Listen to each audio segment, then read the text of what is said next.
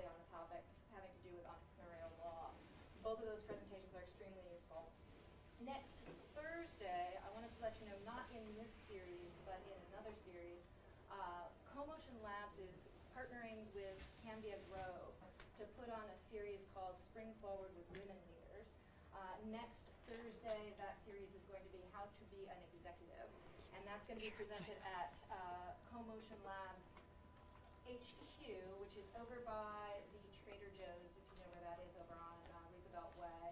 It's 4545 Roosevelt Way Northeast. It'll be from 5:30 to 7:30 at night. There'll be a half hour of networking before and after, and then there'll be a panel discussion with Rebecca Lovell from Startup Seattle, the city of Seattle, being the moderator, and several different fantastic female CEOs talking about being an executive.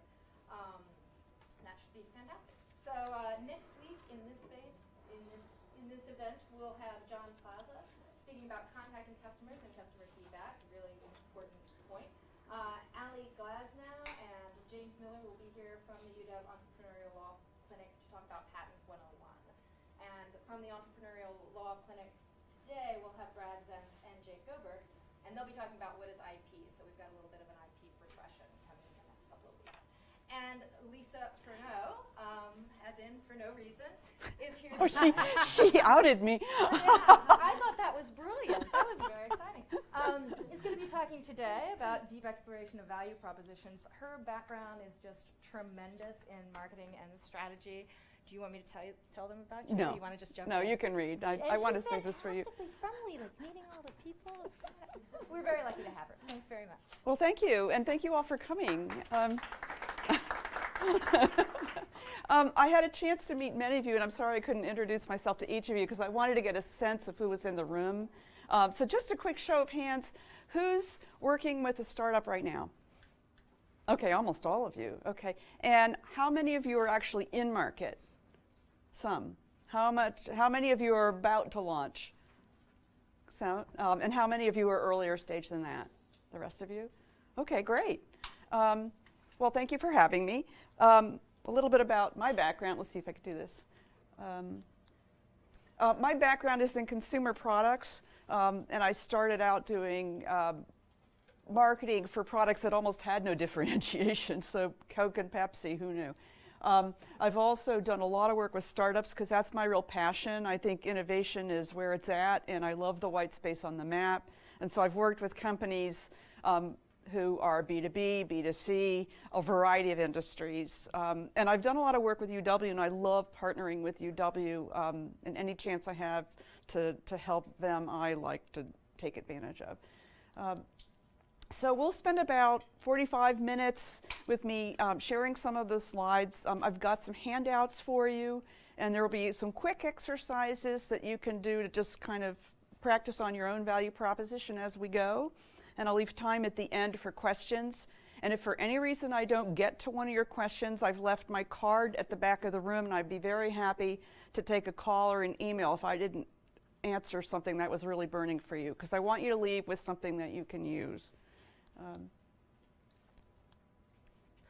So let's talk about creating a value proposition. How many of you are dog owners? Some. Do you remember how that dog came to be a pet of yours? Quick, what reasons did you have for getting a dog? I've always had dogs, so. You've always had them, okay. What about somebody else? The first one died. Oh, oh God. So you're replacing dogs, okay. My son wanted a dog. Son wanted a dog. And what argument did he make to you? He said every boy needs a dog. Oh, that's adorable. Well, there's a lot of reasons a dog can get into the house, and it might be a dog would teach my child responsibility. That's a nice, rational answer, and it's a good way for an adult to kind of justify the dog. But probably what happened was something more like this. You probably had a whole bunch of different conversations going on, you know, lobbying for the dog on one side, and, you know, who's going to walk it? Who's going to take care of it? Is it going to pee all over the house? On the other hand, everybody's got to have a dog. Every boy should have one. You know, what are those pros and cons? And you'll also notice there's different people involved in that decision, and for each one of them, they've got pros and cons for getting that dog into the house. So a value proposition from a company's point of view is going to be, what are we offering? So let me give you a minute to take a look at two really well-known definitions. American Marketing Association is what is promised by your marketing and advertising and sales, and then fulfilled by everything about your experience. So it's a contract. UW Lean Canvas, how many of you guys are using Lean Canvas? You know about it mostly? Some of you do. Okay. It's the single, clear, compelling message that says, why are you different and worth buying? And we want to cover that today, but I want to do it from a different point of view, which is the customer's point of view, which is really simple. It's what I get versus what I pay in human being terms. And both frames are valuable. Writing it from the customer point of view is very critical. But if you want to really advance the quality of your work, if you can imagine yourself in your customer's shoes and think about it from what they will respond to, because it's really about you feeding them what they need. Okay? So why do you have one? That's a good question. First of all, it's about focus. You want everyone in your company to understand what it is you're doing and why are you doing it. And that will help you prioritize things like what's your minimum viable product. It'll help you decide how to answer the phone. Every decision flows from what you're trying to offer. And people could decide whether to choose you or not. So that could be investors, it could be potential employees, it's certainly going to be potential customers and any other partners you work with. So it's a great way to galvanize everyone around your mission and to focus your efforts so you can say what's not on your list. Making sense so far? Okay. Those of you using Lean Canvas, you're already working on value proposition, and I just want to let people know where that fits. The step number one is you start with a target segment and say, who am I serving? And then the second step might be, what is my unique value proposition? And what's that single, clear, compelling message that says, why are you different and worth buying? So it fits there. And a framework that I've developed over the years is sort of a hybrid of some real mental giants. They are Procter & Gamble, Frito-Lay, and Jeffrey Moore. So this builds on the shoulders of giants, and I thank them for this. There are different versions of this running around. So if you happen to be talking to a venture capitalist who prefers one way of expressing it, use their version. This is one of my favorites. So it talks about, who are you for? And in this case, it's some target consumer who has a problem. What do we offer? That's defining the category you compete in. So if it was a potato chip, it's other potato chips. If it's a medical device, it might be competing with other things that the medical device substitutes for. That delivers a benefit, so how does it solve their problem? And the reason you believe it is because you have this, that, and the other differentiating proof point. So that could be intellectual property, it could be a unique process, it could be evidence that a trial is working. Making sense? And the optional section that you don't hear talked about, but is important to consider, is what is the customer paying in hard dollars, time, risk? Because in their heads, they are trying to make that judgment. Is this worth making the leap to accept you as my new provider of whatever it is? Okay. So I wanted to take you through a couple examples to give you an idea of what that might look like. Everyone knows who Uber is? Some of you are laughing like, yeah, I do. Okay. So the business to consumer value proposition would be something along the lines of, for people who just need a ride, not a car. Uber is an on-demand cab service, so you can tell it's competing with regular taxi cabs, that offers the easiest way to get around at the tap of a button, so ease and simplicity. Because you can get a taxi or a car or a ride share right from your mobile phone, that's very convenient. Uber connects you with a driver in minutes, that's very convenient. Your credit card will be automatically charged, and that's dangerously convenient. Okay. So all that's required is for you to install the app and create your account in minutes, and then prices reflecting demand, it's up to you to say yes to the price at the time. So that's Uber from the consumer's point of view. Uber from the contractor's point of view would be, for people who want to be their own bosses, Uber's an on-demand cab service, same company there, that lets you earn money as an independent contractor because you get paid in fares for driving on your own schedule. And then all that's required is this long list of requirements. Got to be 21. Your car has to be a certain age. You can't be, a felon. Now that's a long list, as you see, and so one of the things that Uber was doing was offering bounties to people who signed up to make it worth their while. So when you saw it in their advertising, look at that. I'm not working for the man. I am myself. I am my own man, and that shows that a picture's worth 1,000 words. So one of my points about value proposition is a lot of times it's nonverbal. If you can show it and not tell it, if you can show it in a picture and not tell it in words, there's many ways to get your value proposition across, and this is really powerful. Okay, let's try another one. Choice of target is critical, and I want to take you through a UW spin-out example. Does anyone know the company Medify? They spun out of here several years back. It was founded by Derek Street, who was an entrepreneur in residence. His daughter had a really unusual medical condition, and he really needed to find out everything he could about her condition so he could get her the best care possible. But when he went online to look at all the different databases, it was all over the map, and he got real frustrated. And so he created a company around solving the problem of making it easy for people to find that information and sift through it and find the most relevant clinical trial stuff, white papers, all kinds of stuff that would help you. And in the beginning, they were pretty clear that they wanted to focus on a couple of conditions first, like breast cancer or leukemia, and they're figuring that out. And that was one aspect of looking at the target is, what segment. But the thing that really surprised them later, they got into market and they discovered that it wasn't the parents or the caregivers who cared the most, it was the doctors. Because even though the doctors knew about all those systems and were really adept at getting things out of them, this was a step of convenience that saved them incredible amounts of time. And so, lo and behold, it turned out to be a B2P to physicians. So you got to be prepared to pivot, but the most important thing is that the choice of target might change on you. Just keep your eyes and ears to the ground and test that assumption a lot. It's very important. So this is a chance for us to take a quick exercise. Using your handout, take a minute to think about what product or problem or unmet need are you solving. Just jot down some high-level thoughts on it. And who do you think is your target audience that cares the absolute most about it? Just to think through this question.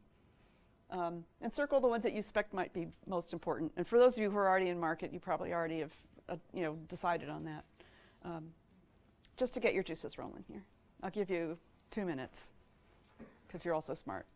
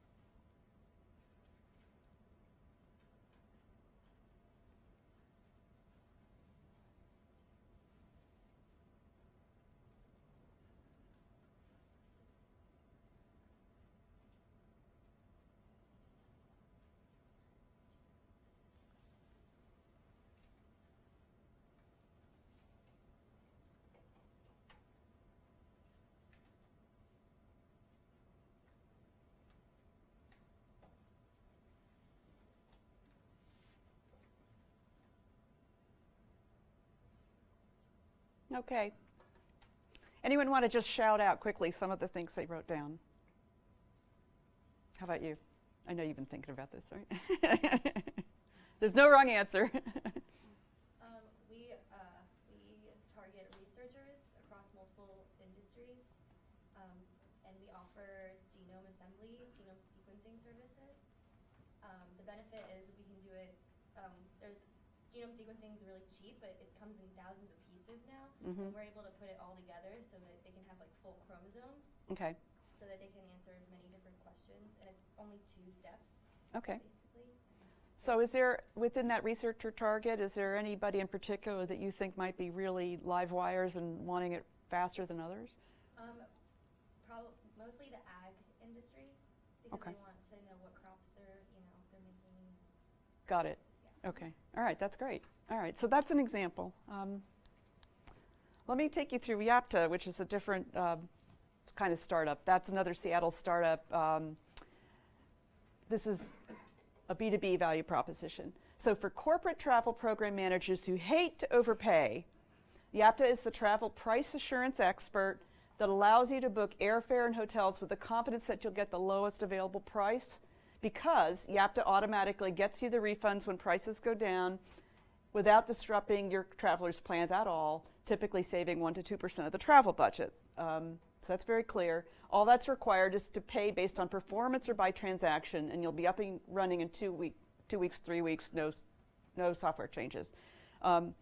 So one of the things that you can see that's implied in here is hating to overpay is kind of an emotional benefit as part, it's not just not wanting to overpay, it's like there's something that, they know that either their job is on the line or some of their top flyers are going to come into their office and show them a lower fare that they should have known about and embarrass them. So there's not only the functional aspect of that, but there's the emotional aspect in there.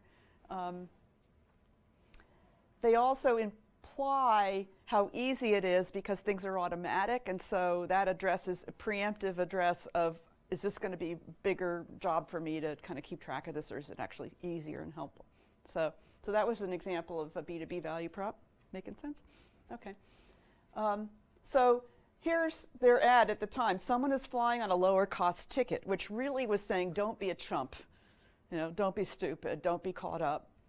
So you'll see how, it's a rational explanation, but there's an emotional undercurrent to it that's really powerful. And then there's the real specificity. You can save this kind of money. How's that sound to you? And at the time, I took this from their web. I think they were debating whether to go after total trip savings, ticket savings, so they're still playing around with that. And that's important that you continue to experiment with how you express your messaging, because one version will be better than the other, and you'll only know by experience. And the marketer in the room is nodding at me. Okay. So that was the other way they were looking at this. I mentioned before that there's elements of rational and emotional aspects to a value proposition. And why is that important? Because now the neuroscience is in. Most of our decision making is coming from our lizard brains and not so much from our frontal lobes.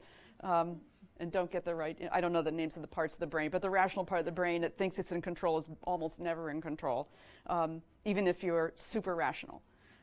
So what you want to be doing is thinking about both the rational and the emotional stuff, because if you can tap into it, then you've got a really powerful value proposition. The best proofs for your value proposition are to demonstrate it. Showing, not telling is enormously powerful because it engages all of your brain, it engages your heart, all of it. It's the most experiential proof. But if you don't have that, testimonials from people like your customers that they would be likely to trust are also very powerful. So if you've got an expert who's just like you, that you can trust, you're going to take that person's word more than they're going to take your word. Very important. And supporting facts, the more specific you are, like YAPTA, I saved $260, our customers are saving 1% to 2%. Those are real numbers that they can back up.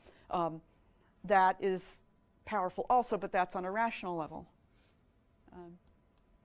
So quick exercise, we're going to move through the pieces of value proposition. Think back to what category you're really competing with for a second. And then if you can also think about what rational and emotional benefits will your target get from using what you're doing. And what makes you uniquely able to deliver these benefits. So take 2-3 minutes to scratch down some ideas.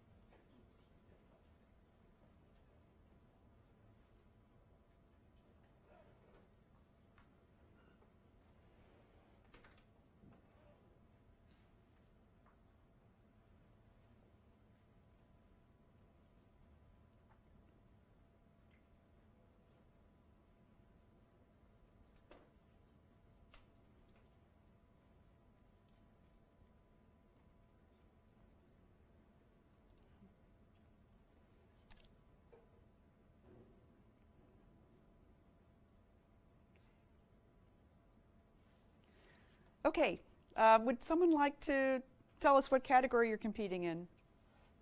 Any volunteers? Instrumentation and control. Okay.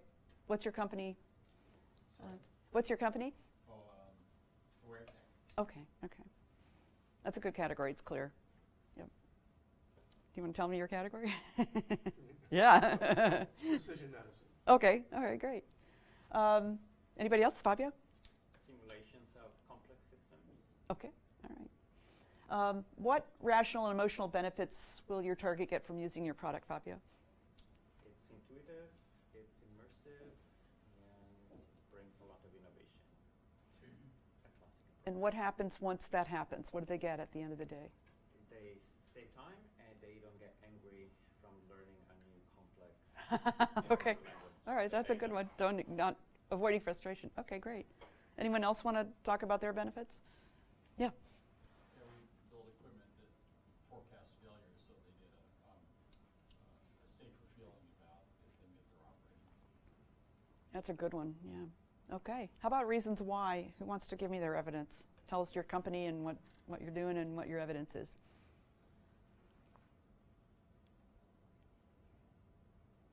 Rodney, do you have an idea? Still working on that. Okay. All right. I don't want to put you on the spot. If you've got something, keep it on your paper and that would be fine. So now we'll talk about what we pay. Remember that dog? Well, this is everything you're worried about, right? What you pay is a big hurdle, obviously, and it's important that you be really understanding what your target might be thinking they have to pay, really having to pay, both the sort of logical stuff and the stuff that might be not so logical.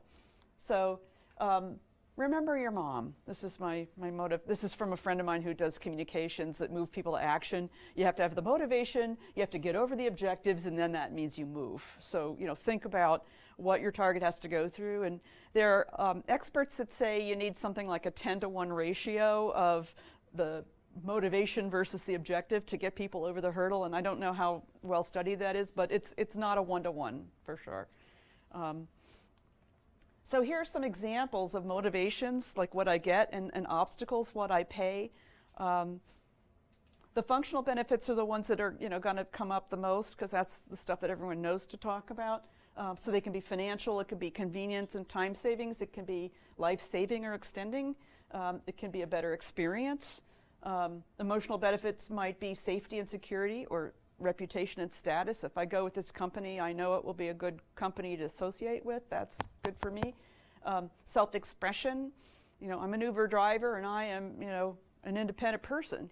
Whatever it says about me. Objections can be hard costs, like financial. It can be perceived or actual time and effort to consider, buy, use, and maintain. So it's not just, getting it, it's using it. I'll talk about that a little more later. Soft obstacles can be a fear of buying from a startup. Someone might argue that's a hard one. Inertia, fear of making the wrong choice. I would rather do nothing than be wrong. It's not a top priority. That's a huge one. Like it'll never make it to the top of the list. Worried about how others will react if you do something. Can anyone think of any other either motivations or objections that might apply in your area? Because this is an incomplete list. Like one I was just thinking about this morning is that we'd have to reorganize to do this. Forget it. So just think about it. This is not a full list, but you want to again put yourself in your target's mindset and say what would stop them. If you can tap into any of these basic human needs, the deeper you go with Maslow's hierarchy of needs, the more powerful it is that you're going to be. When I was working at Pepsi, you'd think there's no reason to drink Pepsi versus Coke. Well, one of the things we did was we connected a target of teenagers whose overriding desire is to show who they are, that they're not their parents. So we were able to, tag into their feelings of either esteem or self-actualization, depending on how you want to target it. If you choose Pepsi, you're going against the status quo, which is what teens do. And that was globally relevant for people. It wasn't just drink this fizzy brown water that, will rot your teeth, or God knows. Yes, question? Could you go back one slide for a second? Certainly. That's not it. Hold on. There. Okay, thanks. Yeah. I wanted to catch your equation. The further one back. By the way, these slides are all going to be available to you if I didn't mention that before, so don't worry about that. Okay, so another quick exercise. What is your target going to pay in terms of time, money, risk, emotional costs, and can any of those be minimized by you? What could you address directly in the value proposition statement itself? And which might you show and not tell? Just take a couple minutes and think about that.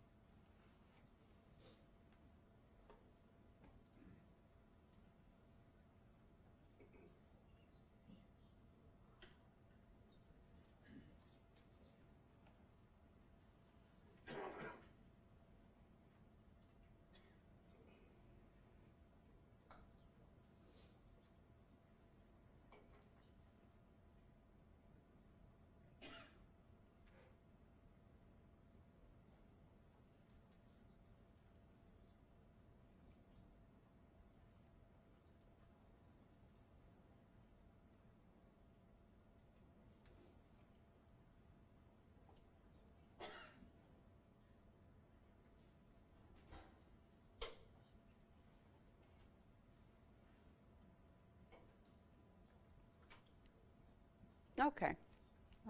I know I'm not giving enough time, and I apologize, but hopefully you'll get enough of it in your minds that you can do this at home. Let's talk about another dimension of value propositions, and now we're going into uncharted territory for most academicians, and most startups aren't really talking about this yet. This is sort of my own work and the work of my colleagues. I will not keep calm, I'm quitting smoking. Value propositions may change over time for people. And this is kind of like out there. But there's the decision to quit smoking where you're addicted and you enjoy smoking. That's the reason you're doing it. But you're going to die sooner pretty well. So you know you don't want to die. So probably the value proposition is pretty compelling. But then you start to quit. I'm saving some money, I can taste my food again, but I'm gaining weight, and I have nicotine withdrawal, and I'm cranky, and my family's unhappy with me, and this is not going so well. And this is where, you need something extra in your value proposition, and you go and talk to your friends, and you go to support groups, and you get the nicotine patch, and suddenly, you've got more help. But that's a lot harder to stay quitting than it is to stop in the first place. And then ongoing, finally, you get the benefit of all this. My lungs have cleared up, my family's happy, and I'm going to live longer. So there's sort of peaks and valleys throughout the process. And so a value proposition is usually written from the point of view of that earlier stage. But don't forget to think about the later stages as you get into it. Making sense? Okay. So the stages in marketing terms are called consideration. I'm thinking about buying you. Then there's the purchase and buying and starting to use you. And then there's repeat, use over time and the benefits of all of that. So that's the sort of formal marketing structure. And some people call it trial, onboarding, ongoing use, depending on your business model. But you get the idea, right? So at the consideration stage, you have the promise of a better solution, but not the experience of one. And you've got the cost and the risk. That's pretty tangible, and the promise is not so tangible. The purchase, now you're actually getting the benefits, and now you're realizing there's some cost to maintain them, and there's is the customer service delivering? Is it good? Is it impossible to get help on the phone? That kind of thing you have to think about. And then when it's time for someone to renew or to buy it again, they're starting over, but are there switching costs? Maybe we can do this cheaper, better in-house. Are there new alternatives? So, people are always comparing you over and over again, so just keep an eye out for that. Okay. So, quick exercise. Which benefits are going to be the most motivating at each stage? If you think about just like once they bought you, which costs are going to be the most difficult to overcome at each stage, and which might you want to address in the value proposition statement up front. Because if people know that the cost of smoking, it's going to be hard, then maybe you need to address something up front, even though they haven't gotten there yet. Okay, just a couple minutes here.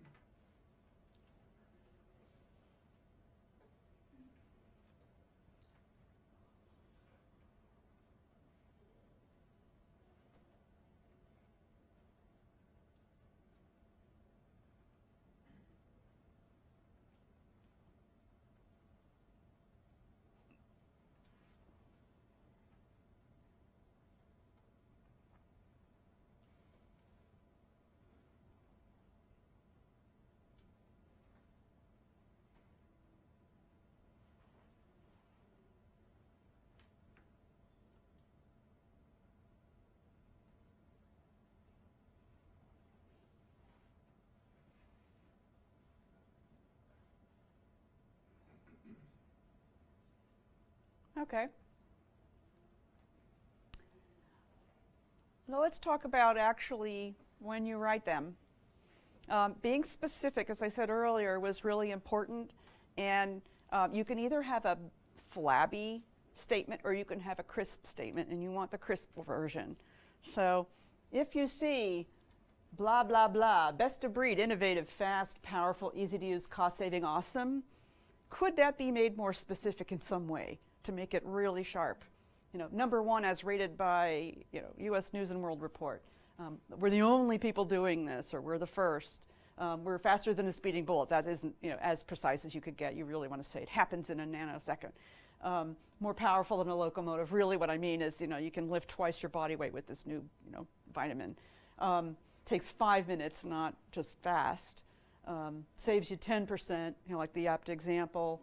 And if it's really awesome, if you show it to them, you don't have to tell them it's awesome, right? So look for ways to really sharpen your arguments so that you can tell your story in the best, most powerful way. Okay. So to summarize, the considerations for value proposition, number one is your choice of target is critical, and you're likely to have to test those assumptions out throughout your life as a company. Decision making is both rational and emotional, so consider the emotion as well. Remember your mom, motivation minus objections equals momentum. The value proposition needs to be compelling at every stage. And your statements in plain English and be as specific as you can, and if you follow those, you'll have a much better value prop. A word about writing them, they're tough. They're really tough. It'll take you a while, you'll wrestle with it, you'll throw it away, and you'll find one you like, and then you'll get into market and you realize something isn't quite right, and you'll have to redo it. Expect this. This is normal. They're even tougher to deliver on. You might want to have the best in class customer service, but delivering that is no mean feat. You need to validate it and refine it, so getting out in front of your prospective target audiences and others that might be also candidates, getting out a lot and showing them your stuff and hearing what they have to say about it. Do they really have this problem? Is it a really painful problem? Is it a problem that only you can solve? Asking those kinds of questions is really helpful. And then you'll know whether you're digging in the wrong spot. Very important. And expect it to evolve over time. Like the Medify example, they got in with a perfectly reasonable hypothesis and discovered there was a better one. So don't be afraid to keep looking for the better one. And you'll have fewer messes as a result. So at this point, how much time do we have for questions? About 20 minutes. 20 minutes for questions? I'm happy to answer them either in public or in private.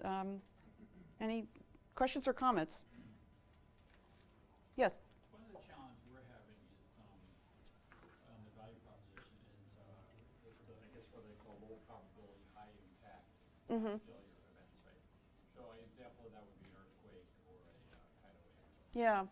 So it happens very infrequently, but it's hard to put a value on that because it's so infrequent. Okay. Any suggestions on how to think about that? So the question is you've got high impact but low frequently occurring disasters, or High impact, but yeah. okay, so a disaster. Yeah, okay, because that's difficult because people don't really believe disasters will happen. It's very hard for them to believe it. You know, so one thing you might do is to tell stories about the last disaster and how horrible it was, and show people the footage, and frighten them, and remind them that now is the time, to really think about it. If you can time what you're doing to follow a disaster, like Atlanta just lost part of their highway, they're thinking about road repair right now, and so if you can time it, that can also help. Yeah. What else? Yes? What's the attention span of the person who gets your value proposition? Like, what's the time window you have to get into their brain and their heart? Oh, I think it's seconds. Yeah, I mean, it's like 9 seconds. Not 10, 9. I don't know. It's like however much a goldfish can stand. So if you're pitching something, which is different from writing this is what you're doing in the privacy of your office. If you're pitching someone, Gene Ennis gives great pitch workshops here, by the way. You want something that grabs people right away so that they're willing to engage with you and they're willing to invest a little bit more time. So you're going to want a sentence. You also might want a hook. A hook might be, we are the, the Stanley tools of the universe, or whatever it is, something that says, oh, I think I know what it might be. That sounds interesting. I want to hear more. That's into pitching and a little bit further out from the value prop itself, but you're right. You got to be able to get it in fast. Yeah. That's a good question. So like the company I'm at, we do diagnostic devices, Mm-hmm. and so we're doing testing kits, and so there's really only a limited number of customers out there, and you have to really build a relationship with Yeah. them. So they're kind of looking at the marketing, and I mean, looking at experts and sending them an email or something. Is Yeah. that anything that kind of questions on whether that would actually take hold with anyone? Where this is something that would take like a real relationship to build out from, and so. A lot depends on how they buy, which is part of what I hope you're asking. I would be looking for who influences them. Okay. Like who do they look to when they're adopting something new? Who do they trust? Can you get in to see them and make your case to them? And that might take a relationship building. Yeah, that's kind of, we're working with collaborators and we're trying to get them to publish. Yeah. If you can get them to publish. It sounds like that's the right angle. Yeah. Yeah, it might take you a while. Yeah. It all depends on how risk averse they are, how they think, how they buy, what is their process. So knowing that will really help you figure out if you're doing the right things. Yeah. Good question. Others? Okay. Well, I'll stick around, and if someone wants to ask me something while I'm still here, I'll be here until about 1 o'clock and happy to address questions or whatever else you might have to ask. Thanks for your time. No, thank you. All right.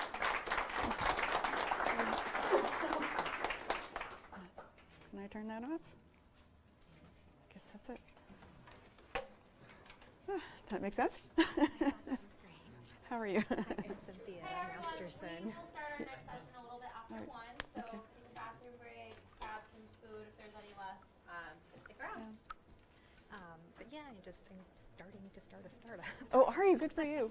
What is it? It's just an invention I made from stuff from the dollar store. It's a hair styling device, and I'm making 20, and I'm trying to figure out how I'm going to get them in the hands of people, because my only evidence is me. Like, I use it to dry my hair, and I love it. Oh, okay. Styling like your hair. I was Yeah. thinking like clothing. No, Got it. no, Okay. hairstyling. So, oh, here you go.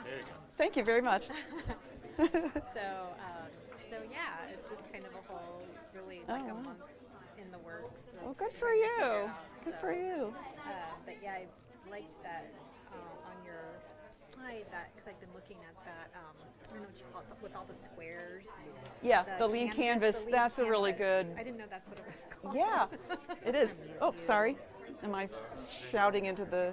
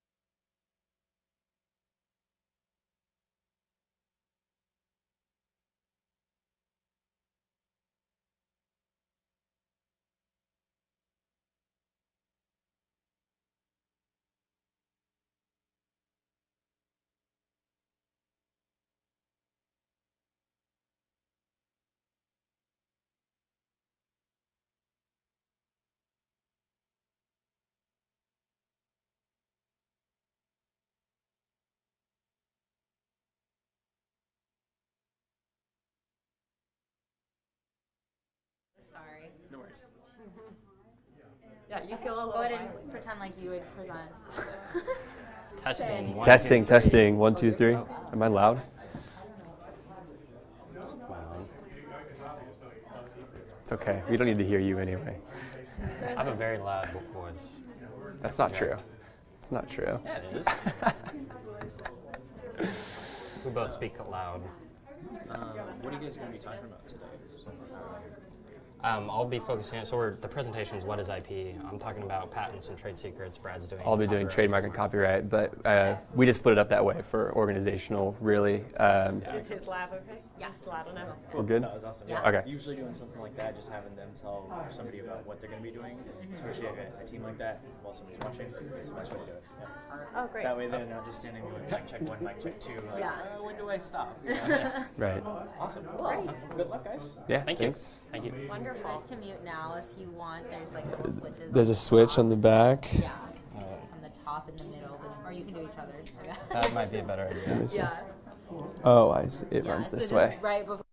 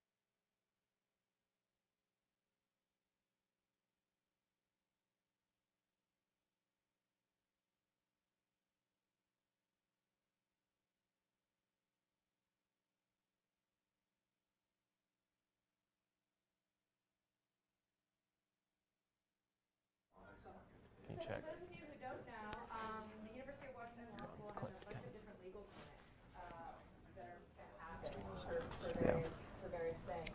One of them is specifically applicable to startups, the Entrepreneurial Law Clinic. And every week when we're having the fundamentals of startups, we have a couple of students from the Entrepreneurial Law Clinic come and discuss aspects of startup law specifically. They're here today with their advisors. And we have Brad Zentz and Jake Gober. Yep, Pronounce that correct. right? They're going to be talking about what is IP. We're going to expand on that next week. We're going to be talking specifically about patents. So please join us in welcoming them.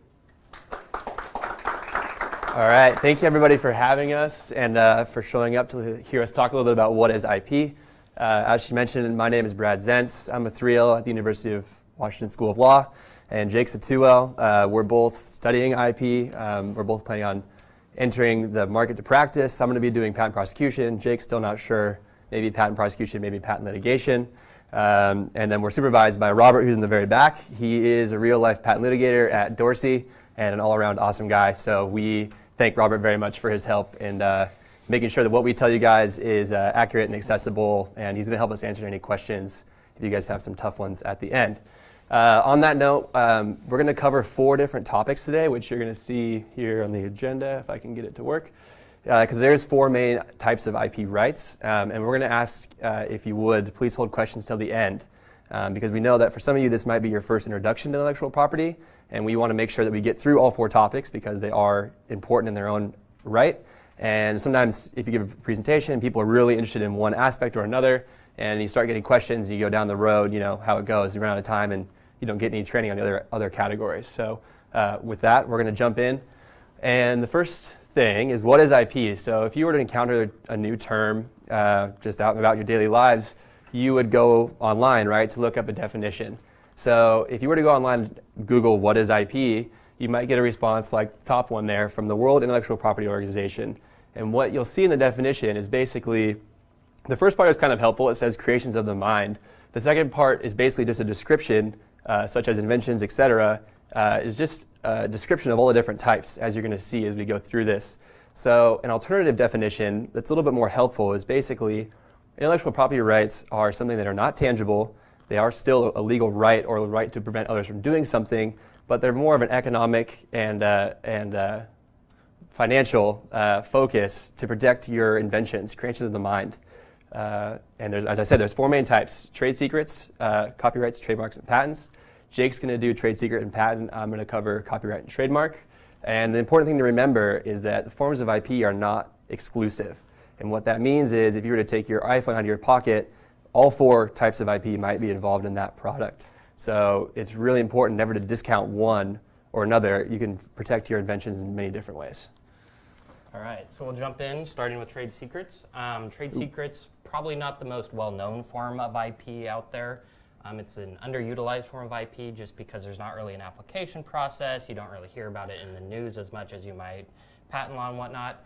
But that's not to say it's not a very important and very economically sound business decision for certain companies to make to increase the value of their intellectual property portfolio.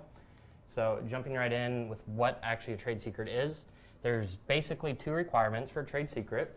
First, that some type of information that you have derives independent economic value from not being known or discoverable by the public.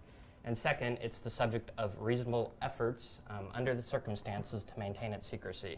Now that's a very legalistic definition with terms like reasonable. So we'll break those down for you in the next couple of slides, starting with the first requirement. So the independent economic value.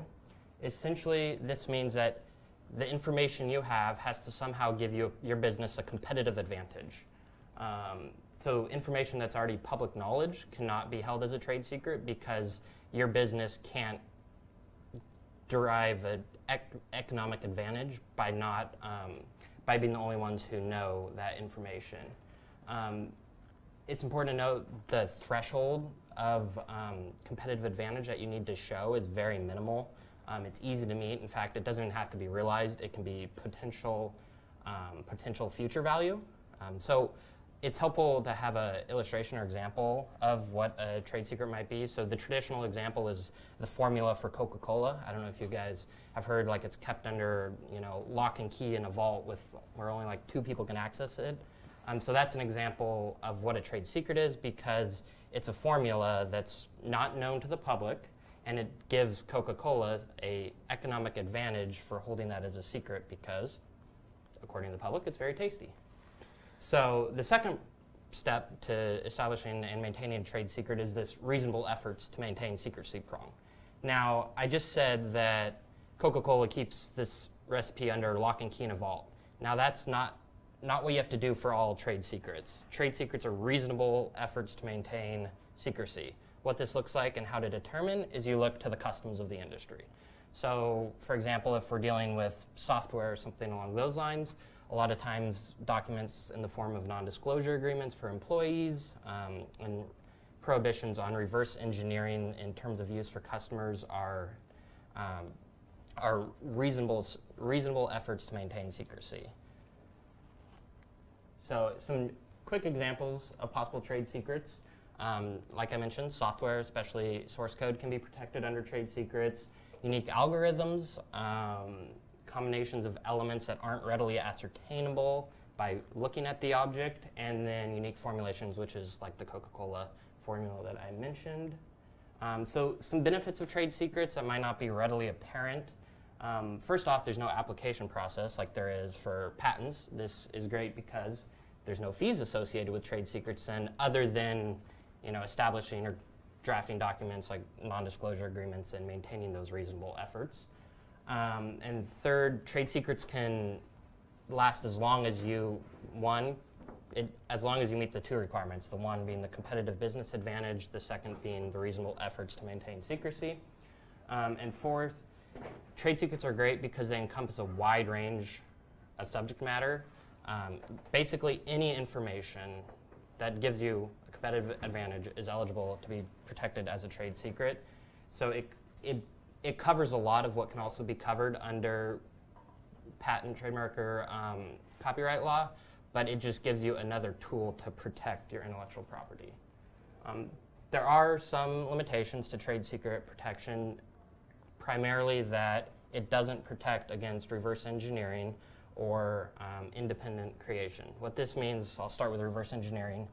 Going back to my hypothetical about the Coca-Cola formula, if Pepsi were to be able to derive the formula of Coca-Cola from independent tests or from testing on their own, that would not be what's termed a misappropriation of the trade secret, which is the legal term used to denote when you're stealing someone else's secret. What would be misappropriation of the trade secret is if Brad here was an employee of mine at Coca-Cola and he was subject to an NDA telling us, or basically agreeing that he couldn't disclose this formula, and he was to go to Pepsi and tell Pepsi about it. That would be misappropriation, and trade secret law protects you against evil Brad. That's right. So the second thing trade secret doesn't protect you against is independent creation. So that would be if Pepsi was to, in their own independent lab, come up with the formula on their own. So just a quick summary, trade secrets exist from the moment there is a secret. It confers a competitive advantage and is subject of reasonable efforts to maintain its secrecy. There's no application process. Reasonable efforts depend on the customs of the industry, and it's a very important intellectual property tool that lots of businesses possibly already have but don't really realize it, and it's important to realize what trade secrets your business might have so you can ensure that you're taking the correct steps to maintain those trade secrets. With that, we'll move on to copyright, and I'll turn it back over to Brad. Yeah, thanks. All right, so the scope of copyright is it protects original works of authorship, which are fixed in a tangible medium. And those are two terms that we're going to talk a little bit more about. So original works of authorship basically means that it has to be somewhat new, but it's not a very high bar, kind of like trade secrets. And fixed in a tangible medium means basically rights arise as soon as it's fixed, which, for example, is when an author writes a book or a programmer writes code. As soon as it's in some sort of savable media, whether it's online or on paper, that's your copyright. Another important concept is that copyright protects the expression of the idea, but not the idea itself. And this is a weird thing that we discussed yesterday with Robert, because it's hard to provide an example. But a good example is the idea would be a story about a young wizard coming of age, but the expression of that idea is Harry Potter. So you can't copy Harry Potter because that's copyrighted material. That's an expression of the idea. But you could write another story, completely different characters, different plot, with the same central theme, and that would be the idea. So the ideas are not protectable, it's the expression. So the nice thing about copyright is there's no formalities required to own one. You don't have to use a copyright notice. The rights arise as soon as you fix your expression. And the registration process is not required for ownership, but there are benefits to it, particularly from litigation. So you do have to register before you can file a suit to protect your rights. And there's also some additional advantages that come into play by registering early. But the one key about the registration process for copyright is that it's not very difficult, at least compared to patent and trademark. There's no extensive back and forth process with the government. It's much simpler, it's much cheaper. And there's information available on that on the US Copyright Office website. There's also really good, more information about copyright can be found with documents they call circulars, which are 1 to 5 page documents that are directed at the general public that explain all the different elements of copyright in a lot more detail. So the exclusive rights you get with the copyright are to copy, distribute, make derivative works, perform, and display. So as you can tell, copyright is pretty broad, and it covers a lot of things you see in everyday life. Movies, TV shows, even stuff on a website, code, all sorts of different things can be copyrightable. And then in terms of how long they last for, so the normal term for copyright is 70 years after the life of the author. So that's pretty long. But there's an important distinction, and that is for employees who create copyrights in the scope of their employment. So again, code is an easy example. You have your programmers working on something for you, and if they're within their scope of their employment, then you can make sure that the rights go to the employer, and in that case, it's 95 days from the date of publication, 95 years from the date of publication, or 120 years from the date of creation, whichever is first. So you still get quite a long term in that case, but it is a little bit different, just to let you know. So copyright in the infringement context is kind of messy in a lot of contexts. Because as you see, the easy case is when someone literally copies your stuff, which is going online and downloading something you shouldn't be downloading, right? But that doesn't happen very often, or at least people don't get caught for it very often, I guess. The harder case, which is much more common, is the non-literal copying. And what we're talking about here is something is similar, but it's not quite the same. And you have to prove that the sequence, the structure, the overall kind of impression has been copied. And that process is not very well defined. And so if you ever had to go down that road, we would definitely recommend seeking out counsel at that point. Like Robert, you can hire Robert. So that's just a little bit of information on infringement. And then on to trademark. So trademarks, I think, are kind of a fun topic to talk about because everybody knows what they are. I mean, we already threw around some important trademarks today, Coca-Cola, things like that. And it's really, I think, in my opinion, it's a pretty good idea for most businesses to try and get one at some point. So we'll talk about what they are first. So the key elements is that they are word, name, symbol, design, or combination, which is very broad. You can get a trademark on a lot of different things.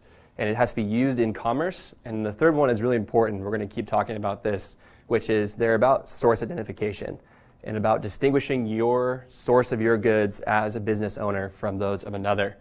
And at the bottom, you see some things that can never be a trademark, functional aspects of a device. So you think about utility patents, which Jake will talk about more.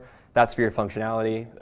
Inaccurate descriptions, immoral, scandalous matter, which are bad words, things like that we don't want to be out in the public and protected. Things of that nature.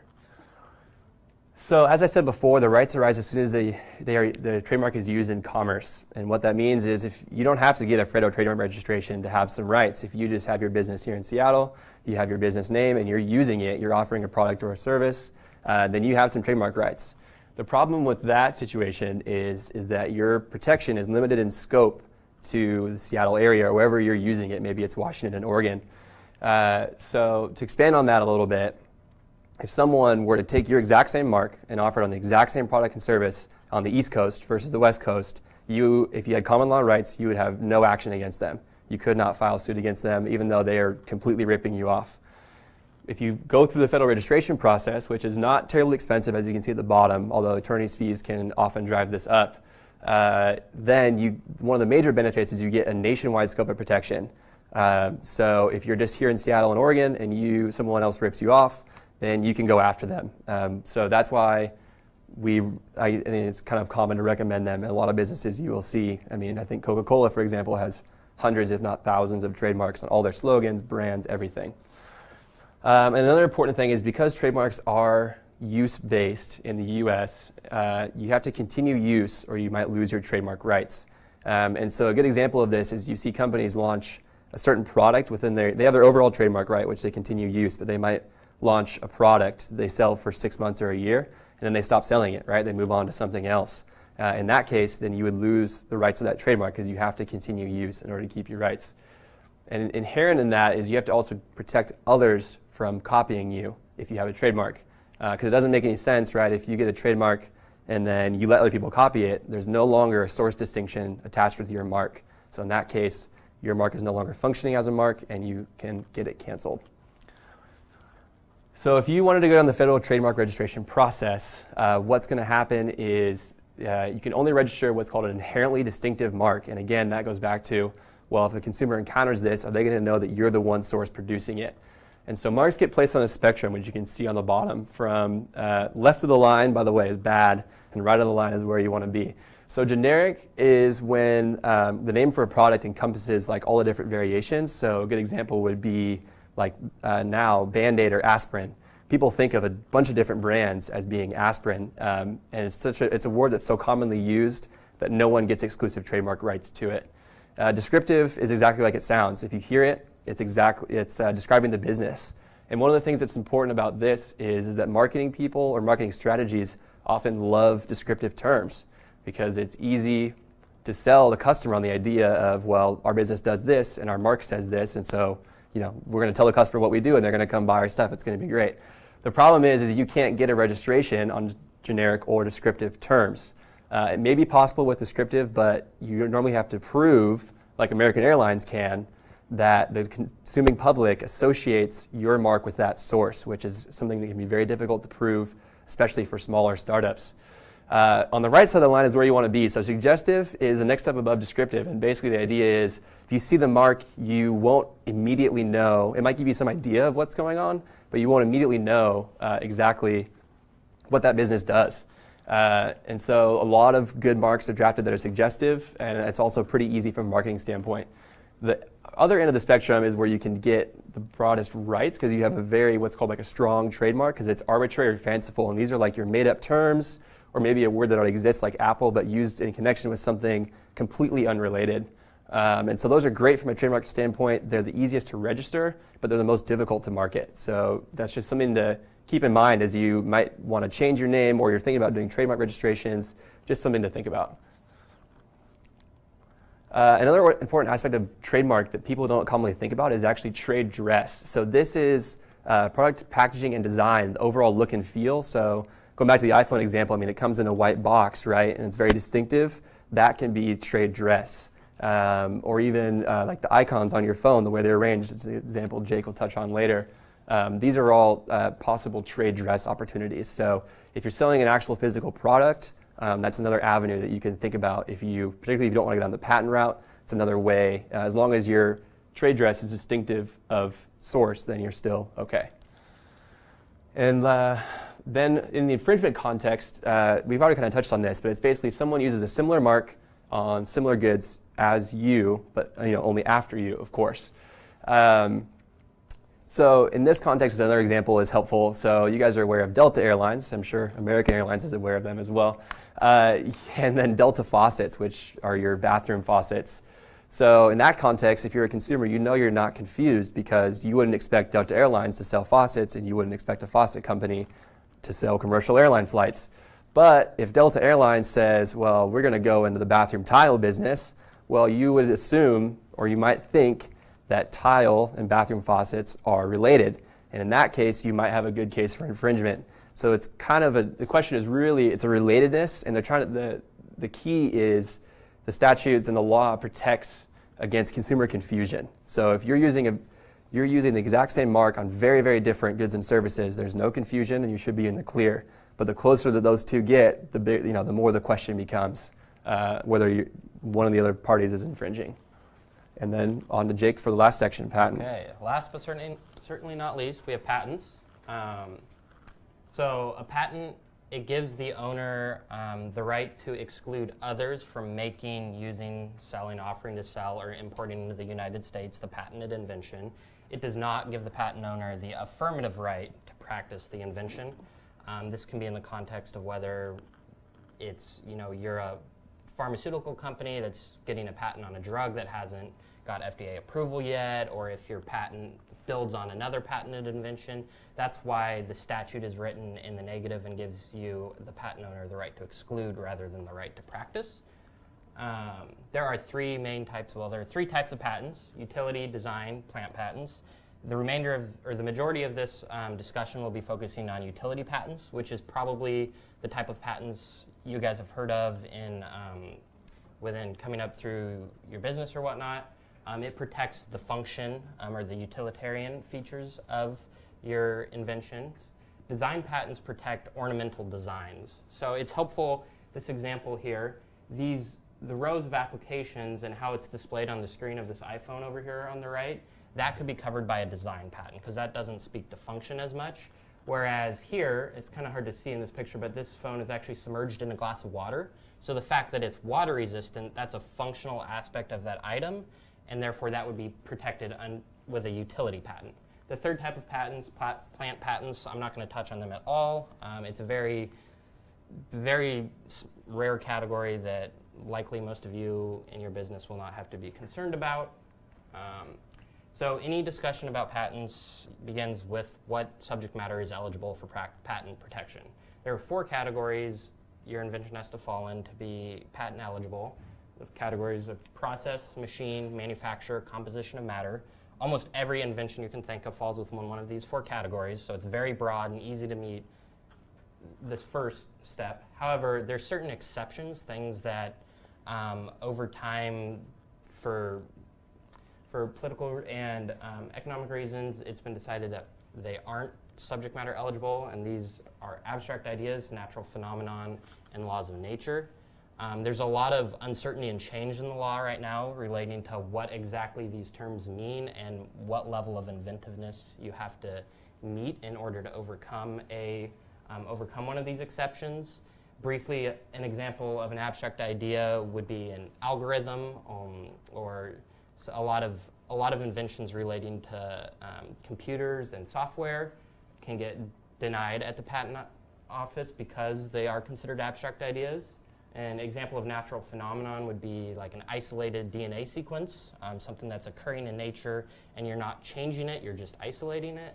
And then laws of nature could be a relationship that occurs in nature, whether it be involved in medical diagnostics with, like, if you have a protein serum level of X, it means Y. Discovering that relationship can be very beneficial to science, but it's no more than a discovery, so it's been held that that is not patentable. But like I said, there's a lot of change going on in the law right now with respect to that, and there's a lot of uncertainty. So it's hard to speak in absolutes. Once you've met the subject matter eligibility, you also have to meet the patentability requirements. These are that your invention is new, it's non-obvious, and it's useful. So new essentially means that whatever it is you're applying for a patent for hasn't been publicly disclosed before. And non-obvious means that the invention has to be more than an obvious combination of known elements. The standard you use when determining if something is obvious or not is you're looking at it from the perspective of a person having ordinary skill in the art. So if, for example, your invention related to nuclear engineering, I wouldn't be considered an expert because my background's in biotechnology.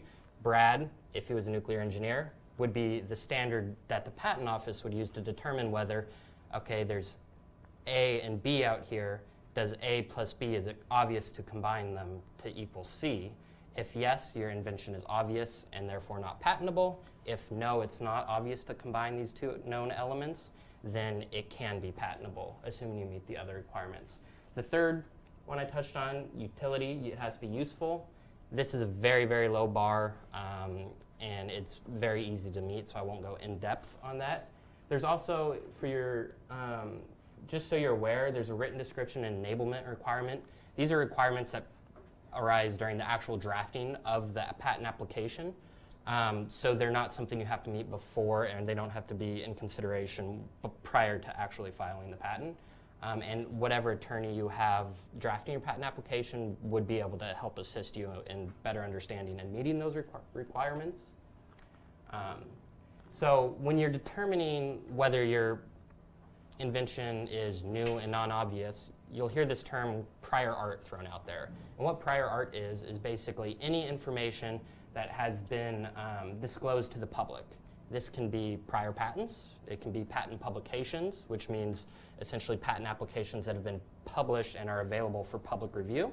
It can be journal articles, it can be conferences, like if I was up here speaking about an invention, that would be a public disclosure, and it can be selling an item. This is also a non-exhaustive list, so basically anything where you're talking to the public or disclosing to the public information about your invention. It's really important to know that your own work can count as prior art against you, so it's important to be aware of what are known as the statutory bar dates, meaning if I'm an inventor and I invent something that's really awesome and I want to tell people about it, or I want to publish a journal article about it, I need to be aware of the dates I need to have my patent application filed by, so my presenting on my invention doesn't prevent me or doesn't make me lose any future patent rights I might have. And those dates that are important is if you publicly disclose the information, you have 1 year to file your patent application from the date you publicly disclose. And it's important to note that foreign jurisdictions have what's termed a grace period, this 1 year period. So if you're seeking international or foreign intellectual property rights, it's really important to consult an attorney that's familiar with that jurisdiction before making certain public disclosures in order to preserve the right to pursue a patent. It's also, I'll go into a little more detail on the actual timeline here, but patents aren't fast. The PTO does not operate quickly. It's very common that from the time of filing a patent application to the grant of a patent can be between 3 to 5 years. So it's not a quick process. Here's a little more detail about the actual timing of the process. So if you conceive of the idea down here, make an initial public disclosure, let's say you publish a journal article, you must file your patent application within 1 year in order to prevent being barred by your own prior art. You'll have your application will be published in 18 months from the date of your filing. This means the public will be able to view your patent or your patent application even though it hasn't issued. You'll receive what are known as office actions. This is essentially the USPTO, which is the United States Patent Trademark Office, the governmental organization that examines patent applications and decides whether or not to grant them. They will look at your patent application, they will look at the prior art that I mentioned earlier, and they might write you back and say, well, reference A covers a lot of what your patent application covers, so you need to make some amendment or narrow what you're claiming as your invention in order for it to be patentable. So you'll have kind of a back and forth dance with the patent office. And then your patent issues, like I said, 3 years from filing. It's not uncommon for it to be outside that range either. And then there are things known as maintenance fees. So essentially 3.5 years, 7.5 years, and then 11.5 years after your patent grants, you have to pay maintenance fees. If you fail to pay those maintenance fees, the patent will die essentially, and the information can be freely used by the public or the invention. And then patent term, you have 20 years from the filing date back here, and that's how long your patent lasts for. And then after that expiration date, you're dedicating the invention to the public, meaning you can't assert your patent rights going forward. Costs, it's important for any business to understand the cost of patents. Patents aren't cheap. There's 2 categories of costs. One broken down here is government fees. The other one is attorney's fees. I'm not going to go in depth on attorney's fees because there's a wide range of attorney's fees depending on the type of invention and the law firm you go to. As for government fees, these are the basic fees you need to pay during the process from filing the application to the end of the term of the patent. So it includes the maintenance fees. There's 3 different categories I have up here. What these categories reflect are You get discounts if you meet certain requirements, namely if you're a small business or an independent inventor, you can meet these requirements and get reduction in fees. They're very specific requirements that I probably don't have time to go into detail on right now. But suffice it to say, if you're a startup, a small business, you would likely meet at least the requirements to be small entities, so you would be in this column. But you can still see across the total life of the patent, it's still pretty expensive. You're looking at $7,500 there across the life of a patent, nearly $4,000 if you qualify for microentity status. But that is over the 20-year period as well. So kind of to take a step back and talk about why you might want patents in the first place. One, monetization reasons. There's lots of opportunities for licensing that might arise. You can sell patents. If you sell your company, a lot of the value attached in your company will actually be from patents and what your patents cover. Kind of going along those same lines, if you're seeking investment, outside investment, whether it be angel investors or venture capitalists, they're going to want to look at your intellectual property portfolio and see what you actually own. And patents are going to be a major part of that, likely. They want to make sure that you have robust protection because they don't want to make an investment in your company and then turn around and see that a competitor can basically do the same thing as you are because you don't own your IP. Likewise, you have some control if you have patents. It can prevent larger companies from basically forcing you out of the market because you can prevent them from practicing whatever your patent covers. So we're going to move on to questions. I just want to real quick say that I think next week there's a more in-depth presentation on patents, and the following week there's a more in-depth presentation on trademark and copyright. So hopefully this, if you guys are interested in coming back, hopefully this provides a good kind of starting point. But at this point, Brad and I would be happy to answer any questions, and thank you for your time. Will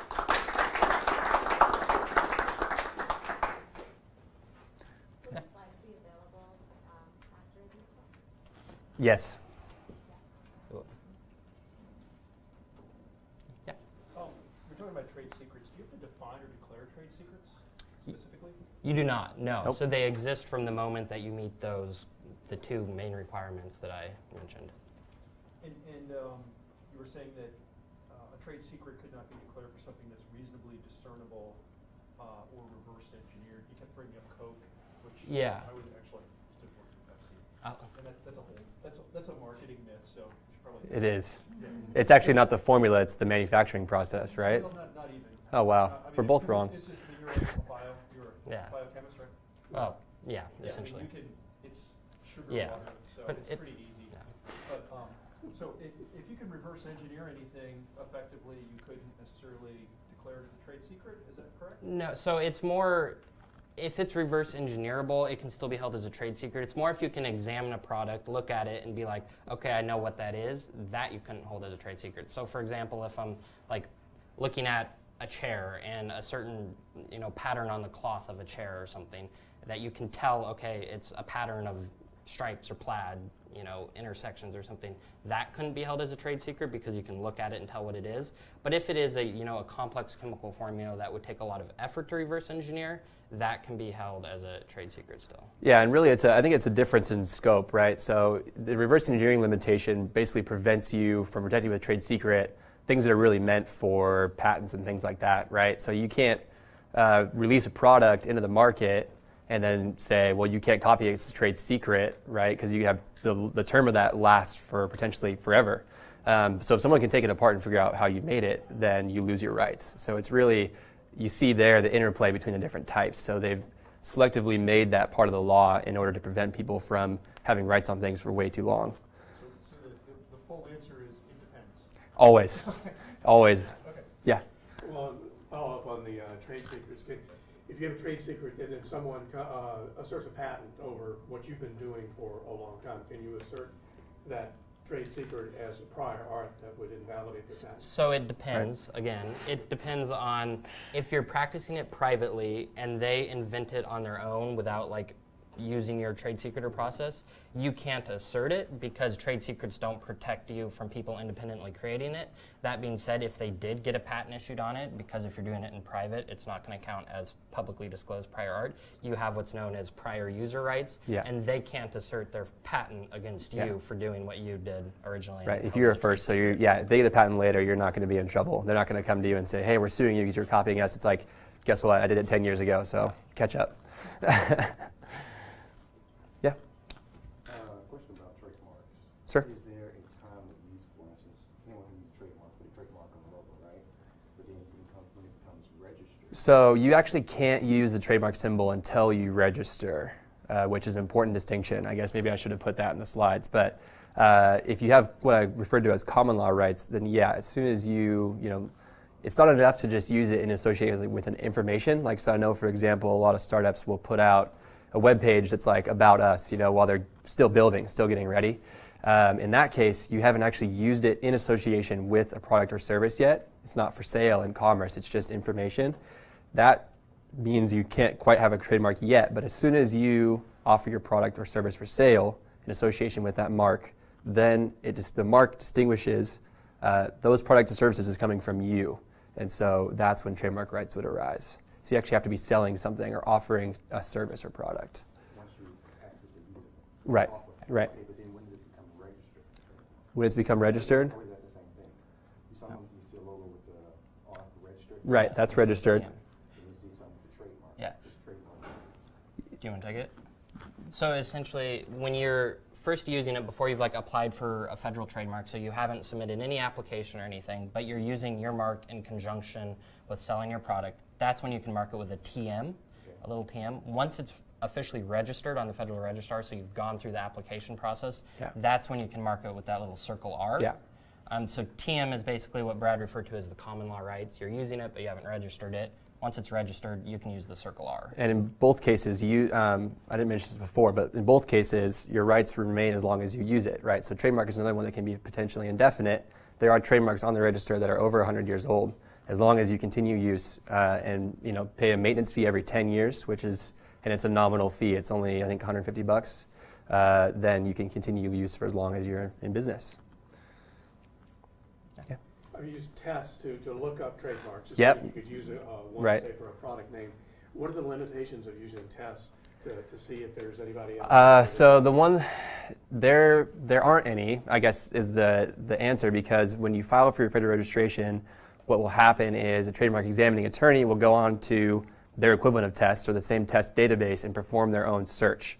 And so they pull records from the same database, so you can find all the marks they're going to find on there. The one limitation I would just say from an actual user perspective, having done a search as well myself, is it's just not very easy to use. So you want to make sure if you're doing your own searching that you cover broad enough variations, and there's also these those weird modifiers you can use and stuff that I always forget, right, when I do it too. You want to make sure that you're covering a broad enough scope that you don't miss a mark that's actually pretty similar to yours. And also, to go off that, there won't be unregistered marks on the test system. So somebody's out there that's got the little TM out there because they're using it. Yeah, so the federal, during the registration process, the examining attorney does not search for what we refer to as common law users. So in that case, if you were to try and trademark something that someone else is using, the examining attorney would say, okay, that's great as long as there's no federal registration, but it's up to that common law user to then come towards your registration, and they can actually keep it from registering, because your application will publish for a period of review, your federal trademark application. And in that period, if someone steps forward and says, hey, we did this 2 years ago with this mark and this service, they can try and block. It's called an opposition. They can try and block you. So if you are using your trademark on a common law basis, it might be worth your time to periodically make sure that someone else isn't doing something similar. So actually, if I pick a name for my company, or for example, for the title of my book, and then someone else is applying for a trademark, something, just using the same name or same title, and then they can use a trademark to prevent me from using my names. Your name? Yeah, I pick a name for either the company or for book, and then someone applied for trademark. For the same. Yeah, compilation text. Well, I think that's a complicated question. So in that case, I guess it would come down to whether it's related enough. I mean, just exact compilation of text. Yeah. So I don't believe so. Robert, do you have any clarification here? Can you restate your question? I'm sorry. Okay, for example, now I have a name for my company, or I have a name for the title of my book. And then I'm worried whether someone can just steal my name and then apply for a trademark. Oh, okay. And then I won't be able to continue using my names. Well, if are you already using it, or this is a hypothetical? Are you already using it? Then you should be okay, because what we just talked about is that if someone files for it, you can say that you're a prior user, and then you preserve your rights to the prior use. I don't think you can trademark the title of the book. I was going to say, I don't think you can either. Yeah. So what you're talking about with trademark is, your company, your good, your service, that kind of thing. Something like the title of your book. I mean, you can get into that with something like Harry Potter. Isn't it a copyright? Sorry? Isn't it a copyright? So like in search of excellence, that's probably copyrighted, right? I don't know about that. I mean, ordinarily, small phrases, a couple words, that kind of thing, that's not something you can get a copyright on for the reason that it's just this little bit of language. But, just to go back to something like, Harry Potter, that's a brand, right? So yeah, it's a title of a book, but it's also a trademark, right? So it can happen, but it's really kind of a case-by-case sort of thing. Rare is a circumstance, I think, that you really got to be concerned about. Let's say you've got an academic publication, you've got a work of nonfiction that doesn't have a very illustrious, elusive sort of provocative title that you've put on there. You're not going to really run into a lot of trouble. But just to go back here to Brad's point, so let's say you're already using the name. Trademark protection is kind of like first come, first serve. If you're using it, then you're kind of okay as long as someone hasn't done that before you. Ordinarily, you don't need to worry about someone kind of poaching that name from you. Yeah. And that's especially true if you've got what we call a descriptive potential trademark, where it's the American Airlines example that Brad had up there. It's going to take some time and some use to get protection for it. And if it's something like that, you definitely don't have to worry about someone kind of swooping in, unless it's like they've got just millions of dollars that you just pump into the marketing, the branding, and really gain that recognition really quickly. Yeah, and then just to touch on your point, I mean, remember that trademarks have to be used in association with a product or a service. So I think you were right. In that case, if I wanted to file a trademark using your book name, what would be my product or service, right? I guess I could theoretically say selling books, but then again, you're the prior user, so you don't have an issue. So I wouldn't be concerned. And think about it this way, too. How many times have you ever seen someone take a book name and start a business with it, right? It just doesn't happen. So, I wouldn't be concerned. I think you're protected either way. Any other questions? Yeah. Do you have multiple authors on the same patent, and this is kind of a complex question, but say, so can all of those people exercise their rights and then independently? I'm going to take a crack, but we're going to probably pull in Robert again to make sure that what we tell you guys is right. We don't want to lead down the wrong path. So first of all, if you have multiple authors of a patent, it's important, and I hope you've done this, that they're all named on there. All the people that actually had a part in inventing it are on there. Okay, that's a good start. You want to make sure you do that. The long answer, is very complicated, like you hinted at. But if authorship issues arise, that's a problem. So if any of you are thinking about going down the patent road, make sure that you get all the actual inventors on there. And then going back to your question, I believe the individual authors each have rights to enforce that patent against others. But if they're your inventors within your business, then what you may want to consider is assigning those patent rights to your business. So in patent, unlike other areas of copyright, like copyright, where I talked about how if you're an employee in the scope of your business, then the copyright's owned by your business. In patent, your employee is going to own the patent. They're the author, and the author is the owner until it's assigned. So as soon as you assign those rights to the business and record that assignment of the USPTO, then only the business can enforce the rights. And the original authors, inventors, don't have the right to enforce anymore. Is that right, Robert? Yeah, more or less? That's right. That's right. So when you have, let's say, 5 inventors on this patent, until there's some sort of assignment giving that to one entity, they each sort of get to do what they want to do with it. So they have the 5 rights, make, use, sell, offer to sell, and import details. They can all each do that sort of non-exclusively. They can't give an exclusive license to anyone because they don't have all the rights. But one point that I just want to clarify, and Brad, very good job. So while the way that the law works here is that until you assign, you as the inventor have kind of your share of the undivided whole, right? One thing to be aware of is there may still be contract involved. You may still be an employee that has an obligation to assign. So it's not that, I employ a company X. I invented part of this patent invention. Therefore, I own it. I'm good to go. I'll just go and make my own company. Be careful with that because you likely have signed a contract that says that I agree to assign in the future, and that's a sticky situation. Is it ever the case where 2 parties are assigned? Like, say the authors are across 2 different institutions, 2 different universities, and then the patent's issued, there's multiple authors, and so then does one institution, so the people of say UW assign UW their IP, and then what about the people from another institution? They can.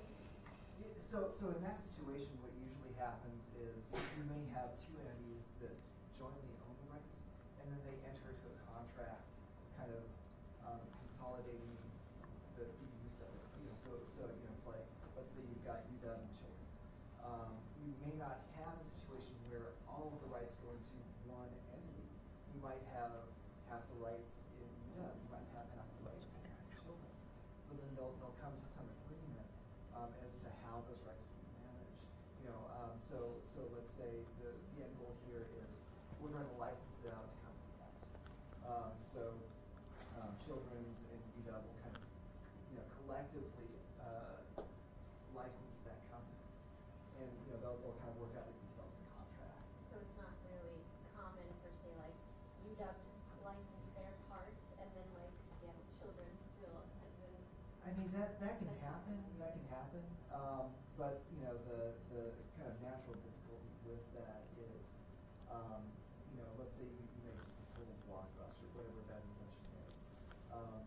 Some company, whoever that is, that wants to commercialize it, they're going to want to have exclusive rights. If they get only a license from UW and not Children's, then they're kind of SOL because Children's can just go and do what they want in that example. Yeah, and I think to help solidify that, that's a great point by Robert. But again, remember that patent is the right to exclude. So if you have joint owners, basically, owner A and B, A can't keep B from doing those things, right? But neither one of them has a grant to do anything, right? It's just a grant of exclusion. So having multiple owners or authors is not necessarily a bad thing. It's just one more party you can't enforce it against. So basically, that's what Robert's saying is not very likely. There's less value if A and B, have worked together, but now, X wants this one patent. They only get a 1/2 interest, and maybe B is a competitor, right?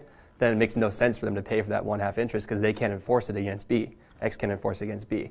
So that's why, I don't think it's very common, but it is possible.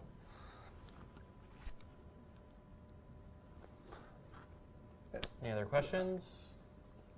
Okay, well, I think Jake and I are going to hang on for another 5 or 10 minutes if anyone else has anything else before they head off. But thank you guys so much for your attention. We really appreciate it.